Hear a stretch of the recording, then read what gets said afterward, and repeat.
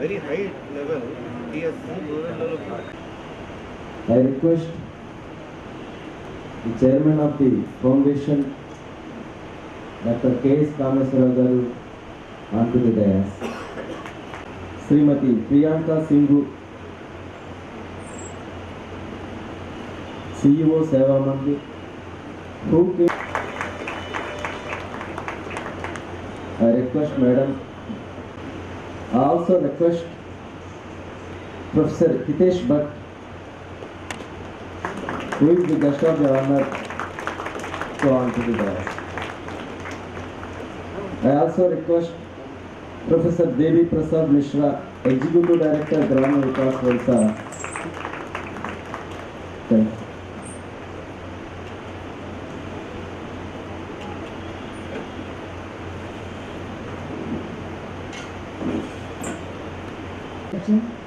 And also a feeling of unhappiness as it is the 20th Foundation Lecture Day. And with the goodwill and cooperation of our esteemed friends like Professor Hitesh Bhatt, Professor Devi Prasad Mishra, Professor M. C. Ram, Balaji, Muralidhar and Natarajan and others, we could organize in these 20 years the 20 foundation lectures by bringing important personnel from different walks of life. If you look back and look into the list of the foundation lectures, you find academicians, administrators, and also scientists and developmental activists like Muralidhar, Sriram, and others who have who have come here and delivered lectures. All these lectures were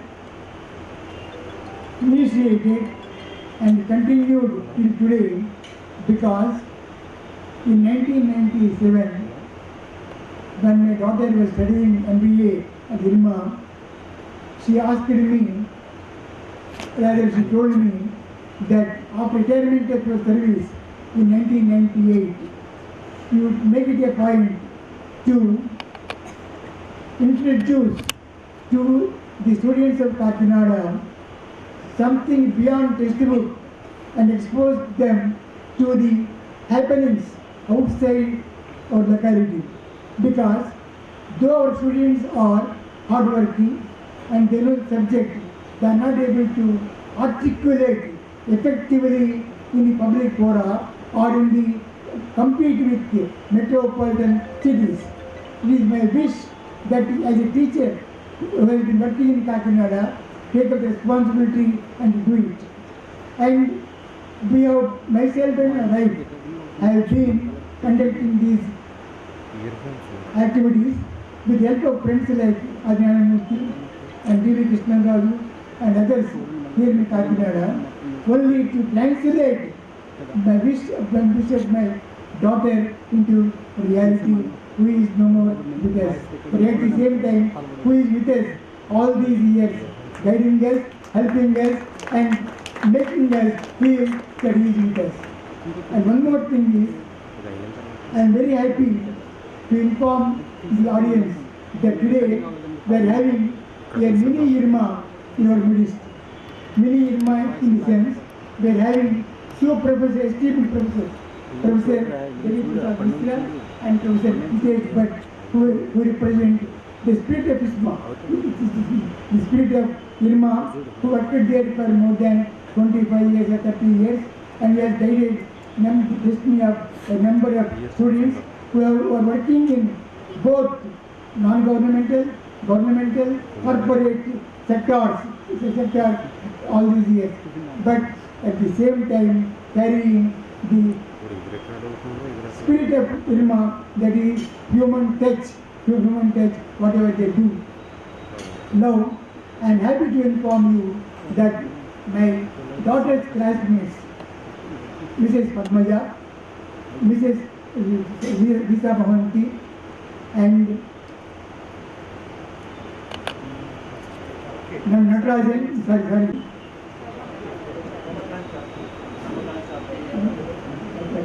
And Vijay Bhaskar Srinivas and Shashri Chachad and Ramakant Chapte and finally one gentleman by name Chidambaram, who has been worked on Iran as a developmental administrator.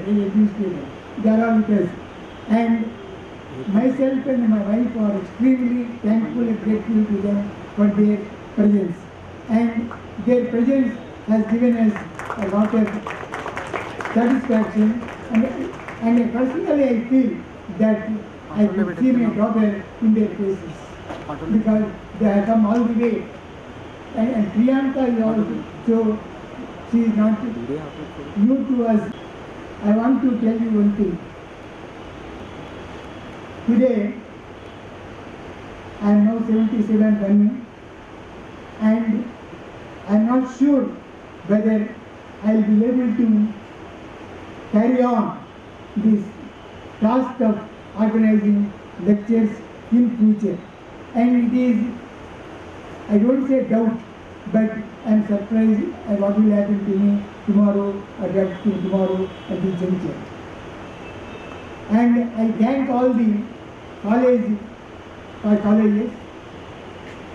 Aditya College, Rajiv Gandhi College, and V.S. Ashmi College, and Ideal College of Arts and Sciences for their active participation in all these years in these activities. They have made me happy. And now, I would like to say a few words about Hitesh Bhatt and Devi Prasad Misra. Hitesh Bhatt is known to me since the time my daughter studied in Burma. And I want to share one thing with you. In 2003 July, Hitesh Bhatt has come all the way from Burma, that is Anand, to Kakinada with his own expenses and stayed with us in our house and gave lectures in Rajiv Gandhi College, Chaitanya College, and AUP Center and Ideal Colleges. Offered me that he is prepared to go to colleges and lecture them and collect the money and give to foundation as a corpus. But I thanked him profusely for his offer, and he said, we as parents want to continue, want to make her wish a reality by ourselves from our personal funds. This Possibility Foundation is an unregistered foundation, and so far there is no bank account, and we are not taking money from anybody, anyone. We are running by ourselves all these days. And I am not telling that as a great thing, but we wanted to have the satisfaction that we are sharing her vision, her spirit, her interest in promoting the feeling of oneness, self-help, and belief in secularism, and belief in progress with human touch in all the human beings, in all the students of Kakinada. So, and also I am happy to introduce Devi Prasad Misra. Devi Prasad Misra, he is known to me for long years as a professor of Vasanti, and later on as one of the directors of Burma, Grand Vikas, because Grand Vikas is the one where my daughter worked. And Joe Medier, the executive director previous to him, used to come every day, every year to these activities. He also had a very affection towards me and my wife, and also for my daughter. to invite him and to Devi Prasad Visra, and he has come all the way from Bhubaneswar to be with us. And we miss Joe Mediate, we miss M. Sriram, we miss Sri Balaji, who has been with us all these years. And thank you very much for patiently. Okay, I try. I'm going to find somebody come help me out. Physically I might get down somewhere, talk somewhere. So why don't somebody come and help me out to get you to ensure of real management on, and then maybe I can think of it. So then let us find somebody like him. But after 2 or 3 minutes, he himself said this in his own words. No, I don't think I need anybody. My daughter will bring me there. Vasant will bring me there. And that is so true, very true. Vasant is spirit rules that this may be my last lecture here. With me handling this, I will pass it on to somebody else. Everybody wanted to come here. Now people didn't come for him or for Jyotirmaiji. People came for Vasant. Now Vasanti as a person has something people may forget.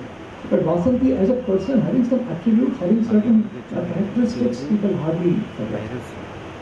I had the honor of writing a little piece in one of my, it was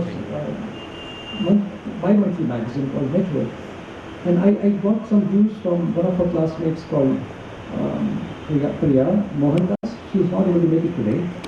And then something from Joe Meredith, and another one from a gold medalist, Nivedita. And believe me, everybody wrote so much about her. So Nivedita, of course, did not know Vasanti. She did not know anybody. She only knew the gold medal part. But when it came to Priya Mohandas or Joe Meredith, they had so much to talk about her. Well, in this background, I'm going to speak a few things here. I will take about 10-15 minutes and no more than that. First of all, I'll do the formalities. We have Krishna Raji, who has helped us so much to have this occasion taking place here all the time. Family members of Vasanti. The speaker of today, Priyankaji, a very respected person in the developmental world. I'm very proud of her as one of the pioneers of FEDMA, one of the persons who has graduated from FEDMA. Now we are also very proud that she's on the board of FEDMA. Now that is what ILMA is all about. Now, since last year, this month onwards, so she was a board member of FEDMA. My colleague, Professor Mishra, batchmates of Vasanti, students who have come to listen to this particular foundation lecture of Priyankaji, ladies and gentlemen. I met Vasanti first time, I remember distinctly, it was March of 97. Lisa Mohanty had come to my place. It was a custom in our place that if Lisa was in 5th term that time, Vasanti was in 5th term that time. It is customary in even now that some students and some faculty members become pretty close. Chemistry works and they come close. Lisa, Neeraj, they were 2 such students. We were close. Lisa was coming, so I thought I must come. You forgot, but I didn't. I'm coming. Yes. Oh, this is Vasanti. That was my first meeting. After that, I was in awe with that young lady. We had in our house a little museum sort of situation, literally. We are some big part of the world. It's all there. It's like a museum. We live in a museum, actually speaking.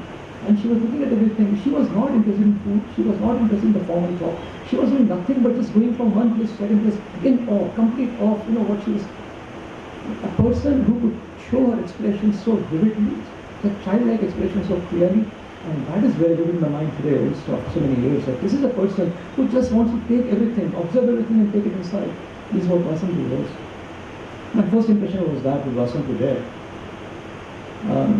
Then later on, as you rightly said, we met the parents. They came down to Anand in 2003 so that the gold medal can be installed.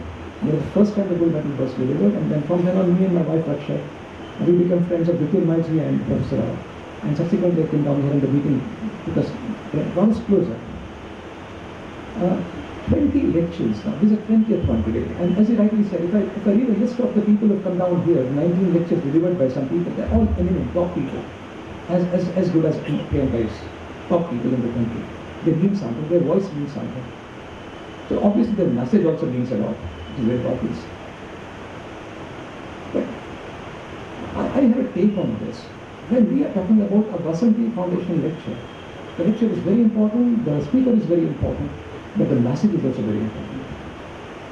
My personal take has been, it is that Vasanti herself was a message. Vasanti's persona was a message. Vasanti's character was a message. Vasanti's attributes that she had was a message. And I'm not very sure if this 19 lectures have been able to capture that. My simple submission. At the end of 19 lectures, if somebody was asked you, what message are you taking back home? It would be either about the finance of India, it would be about the macro of India, micro of India, something of development. But is there a message going with me which tells me, hey, how can I become another Vasanti? And I don't think the answer is perfect enough. So I will take this opportunity, Priyankaji, to speak about Vasanti today, before you walk in here. Is that okay with you now? Simple little, very, very simple person. Extremely simple person. Bubbly, full of life. I mean, I have a word for her, chirping around, literally chirping around, like a bird she would chirp around. Nature's most beautiful creation, I suppose. Total determination. I was with her brother-in-law, RK, today morning. I come to pick me up. And RK said that one father, that time we didn't have any mobile phones when she was studying at Delma. From the gate, she had to go to the gate to make a call, STD call. And she made an STD call to RK saying that, hey, come on, I've got options now to work for a job which can take me to Bihar and some other places. And then they had some talk, little talk here and there. After that, she said, okay, if not Bihar, I'm going to go to Odisha. But she was, the word she used, I go to a place where I am required. I don't go to a place which I require to go to.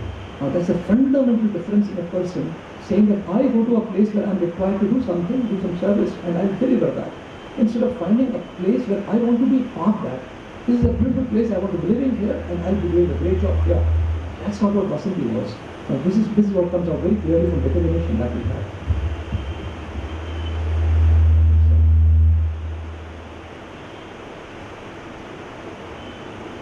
In one of the stories which Mohandas, Mohandas narrated for that metro that we had, issue came out 2 years back. Priya Mohandas and Priya Mohandas and Vasanti met at Irma when they both had come for the interviews. And Priya was very, very nervous, extremely nervous. Vasanti made her, she brought her out of that nervousness by telling her that, look, let's talk about something else now. So they started talking about the family, about the father, about the mother, about the background. And they both had something in common. Both had very, very powerful mother, very strong mother, very protective mother, but very mother who was giving them a lot of independence to bloom, to flourish, to go around the world the way they wanted to. And there's something to talk about in common. And Priya felt good at that. And then Priya suddenly asked, which is the kind of book that you read? And she says, my favorite book is Snow White and Seven Little Dwarfs. Typical girl, typical angel she must have been. And she said, why do you like that book so much? And she says, I like that book so much because I find the 7 dwarfs fighting the stepmother's evils when they were bothering Snow White.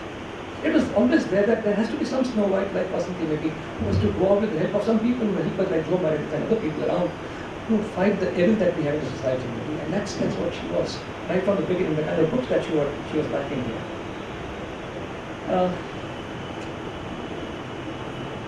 Last 2-3 things that I found. She was very observant, very obvious. I mean, she would know exactly what her surroundings are, what she had to do, what she can do around there, and she came out very strong with that.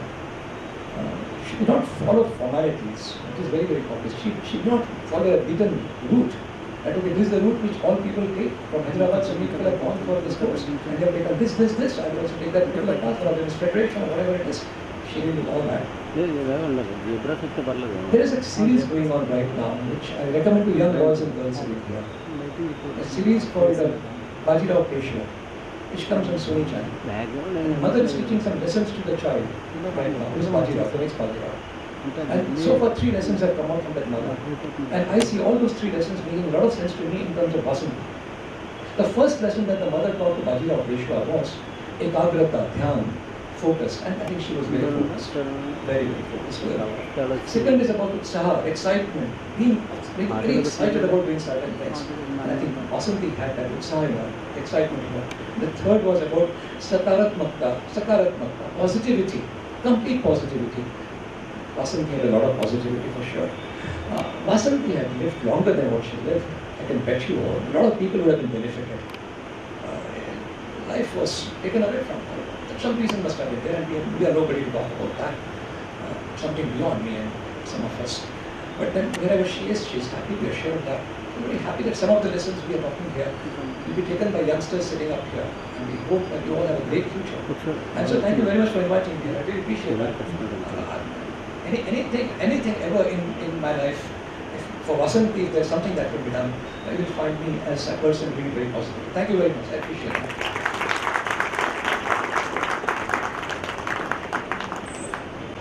Priyanka Singh, one of the chief guests for Circus, but members of the foundation, family members of Vasanthi, and my past students, and ladies and gentlemen, and some I can see also some school children. And I'm truly privileged to be standing here today. For me, it's on a personal note, it's kind of a pilgrimage to come to Kakinada. Vasanthi studied at IRMA. I was a teacher there till December 2016. And then she worked at Ram Vikas, where I'm currently employed. I would just start, along the way I was thinking what Professor Bhatt said, had Vasanthi been around, probably today she would be delivering this lecture as the Executive Director of Ram Vikas.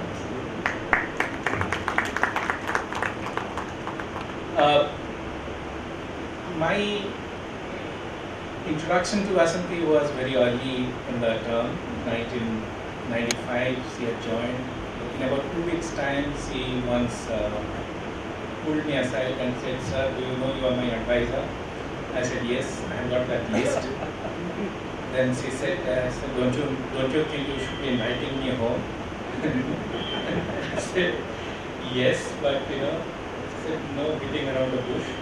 I'm coming to your home today at 4 o'clock. Then she came, and me and my wife were there. My little girl was truly little then.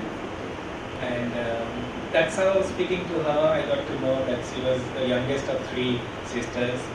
Both her parents were teachers. And I was very happy to meet her because me and my wife have been teachers all our lives. And we had a little girl then, who's grown up. And I told my wife that she is somebody extraordinarily special to be able to do what she did to me. And I would remember this all my life. These are what Professor Bhatt also said. These are people who understand who they are, they know how they are valued, and they don't let somebody's mistake come in the way. It was my responsibility to have invited her. I was making an error in not doing it, but she didn't want, she would not like to me to leave in error with a regret later. So she helped me correct it, and that's the person that she was. Time passed by, came her graduation stage. I was the placement coordinator for this graduating class. And there was one particular interview that Vasanthi appeared. The interview panel consisted of 3 women. They were all from Bombay, very elite and extremely educated, and everything positive about them. At the end of the interview, they came out and said, "Professor Mishra, we are really concerned about Vasanthi. She looks very weak." And in my own way, I tried to impress upon them that I haven't seen an iota of weakness in this girl. And if you were to select her, you would not find any. But I didn't succeed.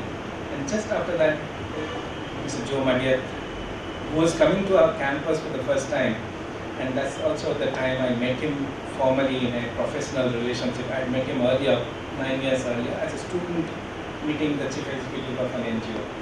But I was meeting him here, and then Joe said, "You please set up my interview."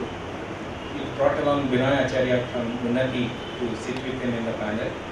So when the candidates were going in, I told Joe that, Joe, I've got this comment that one of my students is weak. I've seen the strength of her character. I've seen the optimism of her spirit. And I have no doubt that they misjudged her. I want you to take a view because you have worked long enough in the field, and you are senior in age, and therefore you have more wisdom, you'll be able to judge better. At the end of it, Joe and Binoy, both to whom I hold with a lot of respect, they came out and said, this is the kind of girl that we were looking for. And Vasanti is, we want Vasanti to work in Ramvikas. And I was delighted. And Vasanti then came and worked in Ramvikas. Ramvikas' misfortune truly that she left so early. But in those 3 months, she's left such a mark that, sir, Joe Maria keeps coming, as you said. It's I know how, with what regard Joe holds Vasanti. For those 3 months that she was there. And a lot of people that I've spoken to in Ramvikas, that they remember her very fondly. Many things that I knew from the campus were also noticed by people at Ramvikas. Having been related on both ends, it's been a huge loss on my part that I have to wait till the 20th foundation day to come here, and I apologize profusely for that. I wanted to come personally to pay my homage. You know, there's something about the place also. Kakinada is the place where she was born, she grew up, and coming here is truly coming to pay my respect. But I would only like to end by saying this, that often we mourn somebody is passing away. It's a sense of loss. But what is a sense of loss? Recently I lost somebody who's been very close to me for 7 years. And I've been thinking about it. Somebody so close, morning, evening, 3 times a day, a person who always bothered me as I sat down to study. There have been times when I would say, can you be taken away, and somebody would mind you so that I can do my work. And he passed away. I said, to me it looks, loss is something which is in the past. If this moment, if I'm not alive, if I'm supposed to do something, I'm not doing it. Next moment it is a point of loss. With the loss of the time that we're talking about, which is Vasanti not being around, of course I will never have an opportunity to go back and acknowledge my respect to her, my gratitude to her. With others, I may think I have, but children grow up, students graduate, friends go away, people change, circumstances change. I may think that I can go back to Professor Bhatt and say, Bhatt Sahab, I loved you so much, but that's not of great value. When I'm with Bhatt Sahab, he has to have that sense of affection that I feel for him. And I think we need to understand that celebrating the present, celebrating the here and now is the best way to protect ourselves against sense of loss. And there is probably the tomorrow, the chance that tomorrow provides may come, may not come to many of us. But and therefore, to be alive to the present, to do what you think you should be doing, what you think your moral and spiritual being and your existence says that you should be doing, and you must do it. And today, I'm sure many of us, in our own small way, had similar experiences with Vasanti. I would think that the best way, this is one mechanism, which is the Foundation Day. We come together, we celebrate her life, and try and remember and get energized ourselves. And I think that's the best way to pay homage to the spirit that Vasanti was. And Vasanti was, what Professor Bhatt said, I cannot add a word in describing to Vasanti. She was a unique kind of a person. She had so many things going in her favor. She was a person that would have really touched many lives, and she had the opportunity to.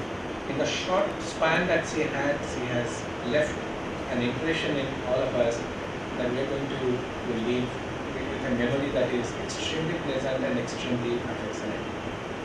Thank you, Professor Rao, for inviting me this time, and I'm extremely grateful. Thank you, Mrs. Rao, my homage to person. Thank you.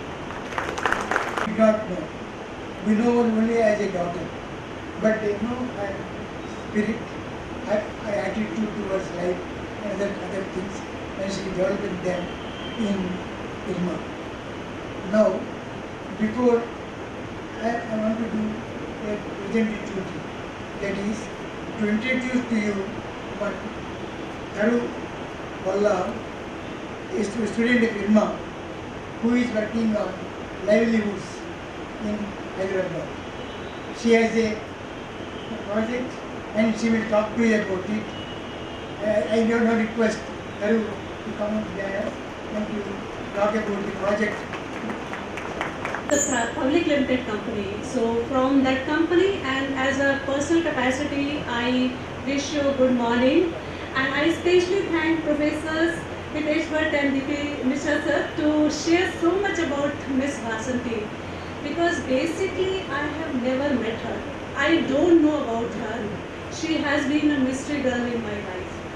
And there is a mystery between me and her. And the mystery which we share, both of us share, that's what I'm going to talk to you here about her. I spent here because of my height. So, see, when I joined Irma in 1997, the first very month when I joined, we had a meeting, and the meeting we were told that Vasanti has passed away and she was working with Gram Vikas. So that's that meeting, because I was new, I remembered only two things, Vasanti and Gram Vikas. So that has been there in my mind. When the placement started, although I was in a dilemma whether to go in development sector or corporate, but somehow I made a choice to go for development. And when I was thinking about development, Gram Vikas was always there on top of my mind. And the credit I give it to Vasanti. So when placement happened, I chose to go to Gram Vikas and they also selected me. I went there. So when I was there, and I don't know about Vasanti personally, I have never met her, but wherever I was going, people were talking about Vasanti. And whenever I get stuck up with some professional problem, people will say that Vasanti used to do something like that. So I got inspiration from Vasanti and I started following Vasanti to resolve my professional problems. So then in between the connection was left. Then I joined other organization, then I moved on in life. Then we started public limited company that is called ALC India Limited. This is Access Livelihood Consulting India Limited. It's basically public limited company, but we are working with 10 marginalized community. We are helping them to form their producer company under Company Act 2013. So these producers can form their producer company and work in the value chain, like in production side, post-production and marketing. So that's what we are doing. So when we were doing this work, so people who are aware of livelihood challenges, they know that when you're working with farmers, or when we are working with weavers, or when we are working with tribal or any community, when you're working in all stages of value chain, you need to invest a lot. We were able to resolve, because there are many institutes, we can call them and work on that, but finance was becoming a real challenge. So we kept struggling with that, and then we thought that we tried to go to banks, we tried to go to public other institutions also, but they were not very confident to give us loan so that we can work with this marginalized community and move them forward in the value chain. So we said, okay, if people are not helping us, let's start raising equity. And for raising equity, there were the only two ways possible. One is open offer, or you can go for the private placement. So we said, okay, this ALC India is also promoted by Airmans, 3 of Airmans. So said we don't know who will trust us. So the best thing is to go back to our Irma fraternity and raise equity. So we said, okay, we are launching a private placement, and last September we launched a private placement, and we approached to most of our Irma alumni seniors and Irma also. So we were saying that, okay, and then to suit the requirement of most of the people, we said, okay, we have 4 products, and this is the range for the product. And one of the product was people can give 25 lakh or more than that, and they can design, they can start their own cluster. They can tell us that this is the community they would like to work, and this is the project design. So with this project, with this product, we went to many people, and when we were contacting, we happened to meet Mr. Ajay Desai. So we went there, we thinking that he will give us 50,000 or 1 lakh something. So we were talking to him for 50,000 or 1 lakh, please give us 50,000 or 1 lakh something. He said, okay, he will tell us. Then we came out, and then evening he calls us and say that he is ready to give us 25 lakh. And we were like, wow, somebody is giving 25 lakhs. So I said, okay, fine, we were very happy. We said, we will take, what are your conditions? He said that my only one condition is, when I was in Burma, I have gone for a field work to Gokunda village with my 3 friends. So I would like to start the project there. So I said, fine. And he said, okay, fine, we have no problem, we'll do it. Then he came back and told that he would like to dedicate this project to Vasanti.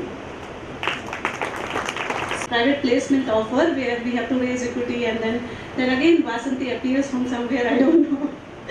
So that's how this connection, I have a connection with Vasanti, but with my due respect to Ajay Desai, Miss Vasanti ma'am, and Shishir sir and Shaswati ma'am, who were there together, who have spent their best of their time in that village, and they would like to start a project. So ALC India has taken a project there, and we will be launching this project in next financial year. We have already identified a head for that. He is Mr. Ashish Panda from 23rd batch Irma. He will be handling this. So 25 lakh has already been given by Ajay Desai. From that we will start. So we have already done the profiling of that area. That these are the main livelihood, and these are the products, and this is how we are going to do. So as per our estimate, it would require around 9 to 10 crore of investment. So ALC India and I, with the help of Mr. Ajay Desai, we have committed this project to Ms. Vasanti, and we are going to raise rest of the amount which is required, 9 to 10 crore in next 5-6 years. We'll be working there for 8 years.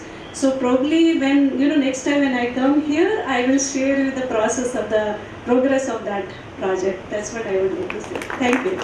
We miss. And in that list I have to include Mr. Ajay Desai also. Ajay Desai must be listening to us, looking at working in Bombay, in Reserve Bank of India now, on his project work.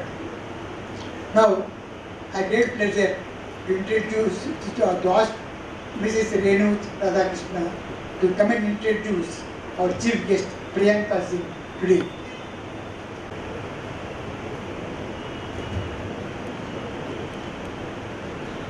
Thank you for giving me this opportunity to introduce Ms. Singh to all of you. Priyanka Singh is the Chief Executive of Seva Mandir Udaipur, where she leads the team of around 300 of her colleagues. Seva Mandir's work extends to over 600 villages with an annual budget of around 20 crores. They are engaged in various community activities, including education, health, sustainable natural resources, women empowerment, youth development, child care, and social enterprises. Priyanka Singh joined Seva Mandir as a team member in education program in 1997, after graduating from Institute of Rural Management, Anand. She worked closely with professors from MIT on research studies in education program. She rose to head the program, and under her leadership transformed the program from adult education to child education. It's now one of the flagship programs of Seva Mandir.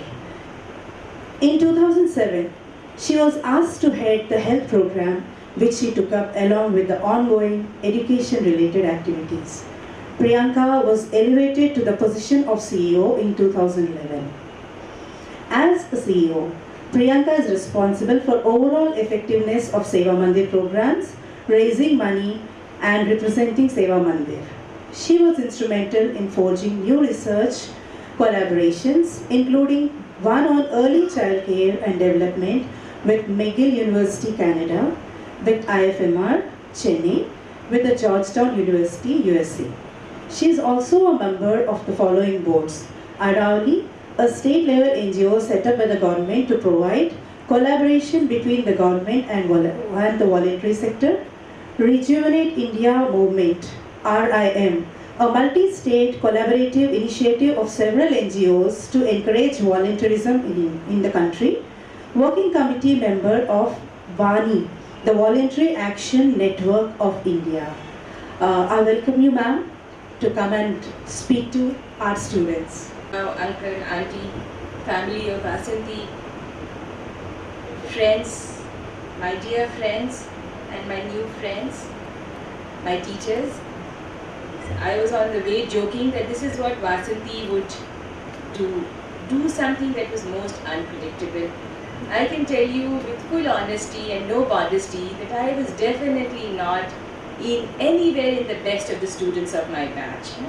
And today you have me give a lecture in front of such the best professors of our batch. Only Vasanthi can manage to do this. And that's definitely Vasanthi to me. And that's my tribute to Vasanthi. Her spirit was definitely a spirit of idealism, and that is why you've already heard that in '97, when she passed out of IRMA, she chose to go to Gram Vikas, and Gram Vikas then had its headquarters in Mahudapur, Berhampur. And I have been there, and believe me, that wouldn't have been my choice as a first job, but she chose it. And I think her idealism was infectious. But my most vivid memory of Vasanthi was not so much of her idealism as her solitary walks in the night. Many of my batchmates, especially the ABC blockers who were more in that area, would remember she was given to going for walks at night on her own. And maybe I think during those walks, I'm not sure, but probably she was contemplating about the voluntary sector. Maybe that's when she made up her mind that this is what she wants to do. But the warmest memory of Vasanthi is the one that I have is with Priya and Vasanthi feeding the North Indian me very, very delicious preparations of rice. And you know, when you're in IRMA and on an empty stomach student, nothing more than food attracts you. No idealism, nothing. It's only food which attracts you. And that's what Vasanthi and Priya did to me. They not only fed me, but they introduced me to a very, very different culture. I would like to underscore and underline my special tribute to Vasanthi's parents. It is no mean feat. I had an organization, and even then I know that even though I have the institutional backup, what it means to organize lectures after year, it is no mean feat at all to organize lectures such as this, get us all together, get many of us together, think of something to bring us all together. My tribute to them. My tribute to them also for making Vasanthi a shared memory. They could have made Vasanthi a private memory, a memory that they could have kept with themselves and cherished. But to make it a shared memory, actually a common memory for so many of us, I think definitely calls for a tribute to them. What I propose to do today is to talk, the topic that I've chosen or was given was professionals and development. In a way, because we went through a professional education. And what I choose or what I propose to do is to talk a bit about my journey of last 20 years. Maybe in my journey of 20 years, also vicariously living Vasanthi's journey of, had she been here around her journey of 20 years. So just at the time that Vasanthi joined Gram Vikas, another batchmate of ours, Pushkar Jha and me, joined something different. We joined, and you know the placement coordinator, so you know whom to blame for whatever happened. You've already heard that. So Pushkar and I joined this Government of Rajasthan World Bank-led project called the District Poverty Initiatives Project. And these are the bright ones are all here, so they will remember, but I think it was probably one of the best paid jobs in the development sector. So. And both, I can tell you, Pushkar and I were the most non-studious, non-serious students, if not most, close to the most. Non-studious kind of students, and we landed up there. We worked with senior IS officers in the government, and we worked with very senior task managers in the work. Or rather, I should say, we should be working with them, because we did everything else except working. There was no work. There was absolutely no work. And I left in 3 months, and I think Pushkar followed me shortly after. While it's difficult to say all the reasons why I left GPIB, even though it seemed one of the best positions then to take, lack of work was definitely one. A sense of isolation was the other. The third, I think, the lack of companionship, both at the level of your peers, but also at the level of mentors, the level of institutions. And the last, I think, was probably a feeling, a misgiving, that the integrity of the institutions and the people at work were at stake. And while I do hold myself personally responsible for missing all of this, I think Irma and my professional training also had a role in it. Irma definitely trained us to work, even managed to train people like me to work. Irma also instilled a sense of ethics and commitment and integrity to it. I think it also prepared us to look at a problem headlong, dissect it, look at it systematically, come up with solutions. The attitude was to that there is a problem, go find a solution to it. And therefore, I think at that point of time, what I was looking to do was for work. And then I joined Seva Mandir. You heard a bit about Seva Mandir. And in so many ways, my experience in Seva Mandir and my experience in GPIB were diametrically opposite. One place I had no work, the other place I had lots and lots of work, but it still remains an unfinished task. I joined in 97, I continue to be there in 2017. But part of the experience in both GPIB and Seva Mandir were uncannily similar. And that's the uncanny similarity is what I want to bring to your attention. As I said, what I was looking for was work. What Irma prepared us to do was work. And when you think of the development space, you think that people are there waiting, eagerly waiting for professionals such as us or institutions such as Seva Mandir Gram Vikas to come and deliver development. That doesn't happen like that. You have to create that space for work. And I'll give you one example from my professional life which you heard. I was then working with the education program of Seva Mandir. We ran about 200 small non-formal schools in remote tribal villages. You also heard about the research studies that were going on then.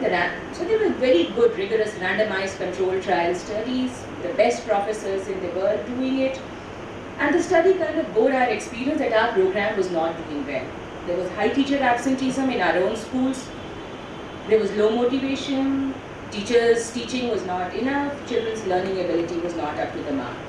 So it was not difficult. Coming up with a strategy is not difficult. Implementing it is but not a cakewalk. And implementing it in a way where your process and your means and your ends both are important, that is difficult. And that is something I think the professional training had not prepared me for. Maybe it had prepared others. I told you, I have absolutely no illusions about my greatness as a student. So either they did not train me or I did not learn. That will lead to a research question. But I was definitely not prepared to handle that. And that to me is problem with the professional training today. It kind of gives you too much confidence about solving a problem with a problem solution approach. It tells you so little about how to navigate those kind of solutions. So what were the problems that we were facing trying to raise the solution? They were thwartings, they were blockades. The teachers were demotivated. The teachers themselves had very low belief in their own self-esteem. Who was the role model? The role model were the government teachers because they were paid 4 times the salary, but who were also 4 times more absent. So the voluntary sector teachers seemed to mimic exactly what the government did. That was the staff felt let down, slighted, that for so many years we've run this program and it had a lot of benefits, and now you come around and say that this program has this problem and this lacking. How do you take on board the very people who are responsible for the failings of that program? That again, I think professional training falls short of. The very fact that we use words like professionalism makes it difficult. My own expectation, I think, of trying of, negotiating this blockade, trying to find a solution within this kind of a thing. In the end, what worked was slow maneuvering, very, very slow maneuvering, not results that could be shown in 3 years, 4 years, I don't know. Very slow maneuvering, adaptations on a day-to-day basis. Patience, huge amounts, again, which I think was totally the wrong person. A lot of support from leadership for sure, and persistence. And that was what paid off over time. And not just in because we were able to create a high quality program and deliver it, but because we were able to create an acceptance for it in one of the most remote marginalized communities. And not one village, not two villages, as you heard, 600, 700 villages. We were able to create a cadre of 200 teachers who believed in this. Absenteeism from 36% at that time came down to 17% in a matter of 2 years. But what paid off was not just the strategy that we had designed. What paid off was this process that I described to you. A process of negotiation, of adaptations, of persistence, tenacity, so much of tenacity and staying on. And this is not something that I just learned then in the schools that we run. As my experiences grew deeper, I grew older. Vijay Bhaskar tells me I have grown very old. He didn't tell me I've also grown wiser. He should have added that for sure. But probably I have grown wiser also. But as I grew older and collected more such experiences, this is something that we came across everything. Whether it was in building toilets, developing waste mounds, that you found resistance from the very people for whom we were working. They were compromised. If you were talking about developing a piece of wasteland, those who would have benefited were the same people who were encroaching upon that land, and trying to kind of reorient that relationship, break people free out of that. That again, I think, needed a different kind of a skill.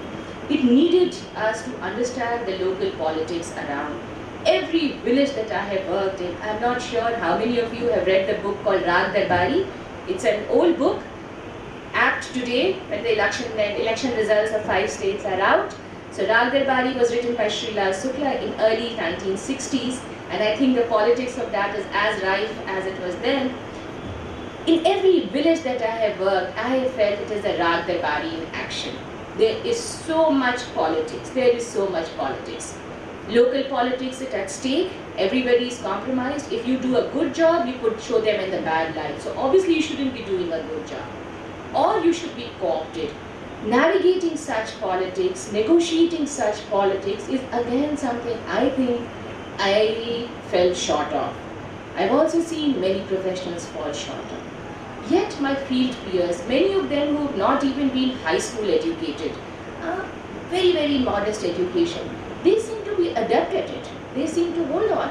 Like I said, I just don't have the patience to pay obeisance to these horrible politicians, at least in my words. But you have to work with them. And the local small-time politicians, their strings are right at Delhi. It's not there. You're not working in a neutral vacuum. No development is neutral free. No development is neutral. It's ideology free. It is none. And that's what struck me soon enough in my career. With whatever we call it, none of it is neutral. It's very, very political work, even though you call it. But negotiating that politics, that's something at least I know I was not prepared for. I wouldn't say Irma did not prepare me, but for sure I can say I did not. I was not prepared for. And that to me is a problem. Because when we want development to make social transformation, when I just don't want good schools, but I want teachers who would think of teaching as a duty, who would think of teaching as a service, where absenteeism is not a mark of your delinquency, but presence is a mark of holding yourself as trusteeship. If that's the transformation that we want through our programs, then without talking of the processes, without talking of the politics involved, we will end up just delivering more programs and not transforming. And I think you will bear with me and relate with me that today, at least where we are today, in the current times in our country and in the world in general, when polarization seems to be growing, intolerance seems to be growing, our identity is based on where we were born, what caste we were, what religion we were, what language we speak, what dress we wear. We're getting more and more divided. Most of us thought technology and progress is to bring us together.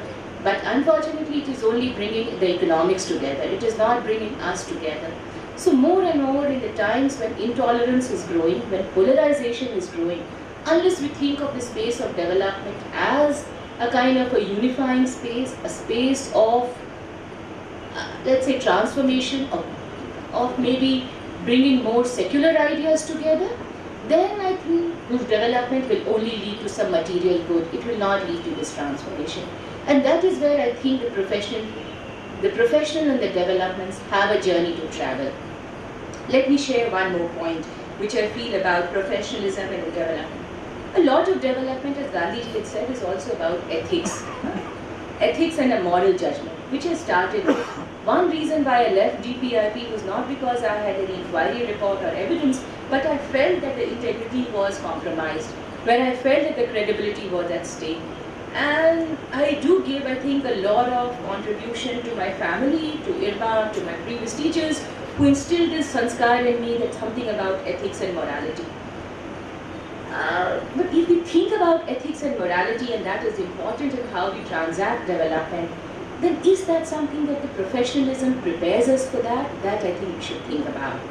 I have seen many a times when the best of professionals have chosen to be spectators and not stuck their neck out for what seems to be the right. Some of the examples that I know of, I think some of you may also be familiar with.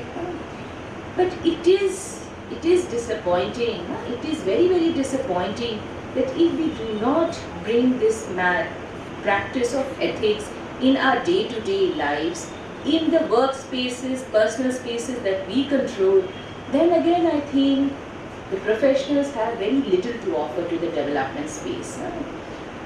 Only designing things, delivering things, and no ethic component, no moral component, not getting the moral fiber of that process right, that seems to be lacking. And of course, all of us can say, but the problem is so huge. It's such a huge problem, and that's true. We are lacking morals and we are lacking ethics and integrity at a huge, huge level. So can you and I correct it? Most of us would say no. But you know, as you would also see, and I hear all the professors who would tell us the theory of how communities and societies are built up, it is through small units and small institutions. I can build an institution which is run on integrity, which is run on ethics, which is run on fairness, on secularism, on respect for what each one stands for and not from where one comes from. And many such institutions will then act up to changing the community and the society at large, and probably the world at large. But even in our personal, private spaces, either we are giving up because we feel it is too small an effort to make a larger change. Since it is too small an effort, let's give it up. But I have also seen the poorest of the poor communities, people like you and me, professionals and non-professionals, also move from this position of self-interest to thinking of more of a common interest. That transformation is also possible, and in my 20 years, I have seen as many examples of this movement from self-interest to a worry for a common good, as much as I've seen evidence of spectatorship. And I think that's the movement that is called for today. I feel if Vasanthi was alive here today, if Vasanthi had lived these 20 years, probably she would be talking of these things as well. And that, again, to me, a genuine respect for people of other kinds. Like I said, if you want to do development, you need to navigate politics. And most of us, people like me, are not well trained for politics. We are, I think, far too arrogant and stubborn in our thinking to think about it. That there are other set of people who are so well equipped to do it. And having a genuine respect, not a lip service that no, real beauty is in diversity. But when it comes to actually practicing this, will you give same salary to people of different backgrounds? I doubt if many of us will do it. Salaries depend on where you graduate from, where you post-graduate from, and so on and so forth. But bringing that in practice, not just a lip service, I think those bringing ethics, giving up positions of our spectatorship, going beyond the narrow self-interest, probably those are the calls that the professionals of today have to make. Today, development has become equivalent to growth. It is in the, I think, the domain of, it's more like a hegemony. State hegemony, power hegemony, that's development today. Development is no longer about people's own agency, self-governance, you and I deciding what is good, what is bad, how can we come together and rediscovering our agency. I think the professionals have contributed a lot to the space, but the space now demands much more from them. And one advantage that we have in order to contribute to is, as I said, our training has trained us to be good workers. That's what it has trained us to be. It has really trained us to be committed workers. as I think Professor Devi said or Professor Hitesh Bhatt said, Vasanti said, I'll go and work where I'm needed. That's a training, a sound training that we've got, that we will be good workers. Now what that training creates an opportunity for us is it creates an opportunity for us to build vocabularies, build dialogues, build ideologies based on our work and lived realities. Not go by ideologies that are spouted by somebody else. Not go with preconceived ideologies, whether it is the ideology of the left or the right or the center. But what the professional training to us gives us, it frees us of this baggage. It allows us to create our own learning field. It allows us to create our own battlefield. It allows us to create our own karam bhumi. And out of that karam that we do, we would be able to build our own ideologies, and hopefully that ideology can shape this world together, and especially bring a world which is about respect, tolerance and justice. And I really do think that if Vasanti was here, not only would she have done this, she would have probably, as somebody said, mentored many young people, like people who are sitting in the room today. She would have probably mentored many young people to think about these difficult things, to think about undertaking this difficult journey. Her journey from Kakinada to Anand to Berhampur, Mahuda, think was a step in that. And probably what a lot of us can do is to think about creating ecosystems in which many more young people, old people also, middle-aged for sure, but many more people can undertake this journey. And I think that's where it would be our tribute. A couple of our batchmates are here, the rest are here in spirit, and I think that's what we would all probably end in saying, that that's a tribute to Vasanti and the idea of Vasanti, that this is the moral fiber, the ethical fiber of building a new community, a new and a just society. Thank you, and thank you Uncle and Auntie, especially Padmaja and all my dear friends who are here and not, who have allowed me, created an opportunity for me to come here. It is definitely a sense of a great personal satisfaction to be able to come and talk to all of you, to share with all of you my journey, as I said, probably through my journey, Vasanti's journey. But often in the list of celebrities and same side, the problems of professionals is the staying power. That we lack the staying power that is needed to change things. We really lack. We think staying for too long in a place is not seen as rootedness, is seen as something more negative. And I think by honoring that, by honoring staying power, you have provided an inspiration to the next generation, the young, who will also think of staying and tenacity and rootedness as virtues and not just lack of options. Thank you all.